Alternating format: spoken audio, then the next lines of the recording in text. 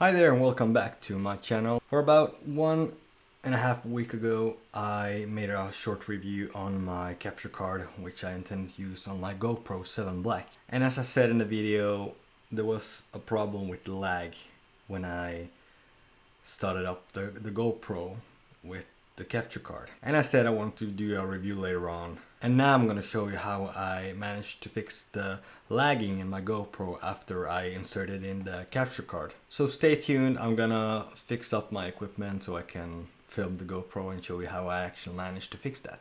So it all depends on what kind of settings you have when you start up your GoPro. But before we start, I want to show you how I managed to get the connection between the GoPro and the computer. So if we enter the preferences and go down to input, you want to check that the HDMI output is set on live. So if you might have it into monitor, so you just scroll down to live and just set it to that. After you're done that, you want to go back to your camera and press here, this area here, down here, where you go to the video settings. It might be set on stabilization auto, but to change that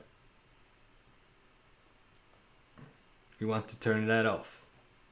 So let me just show you how it looks when the stabilization is on. So right now the settings is set to stabilization auto, and as you can see there's a small delay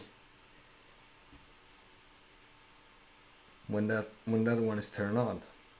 So now I'm gonna show you how it looks like when it's turned off.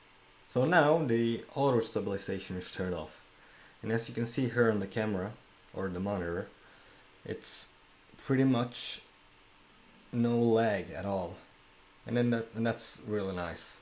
And that's basically the setting that's turned on to on my GoPro. So as you can see, it wasn't that difficult to fix that. I could have pointed you out to another link or another video, but that wouldn't be as fun, right? And yeah, if you have any questions, just type them down below in the comments, and subscribe to my channel. Give it a thumbs up if you like the video. And yeah, take care and keep it real.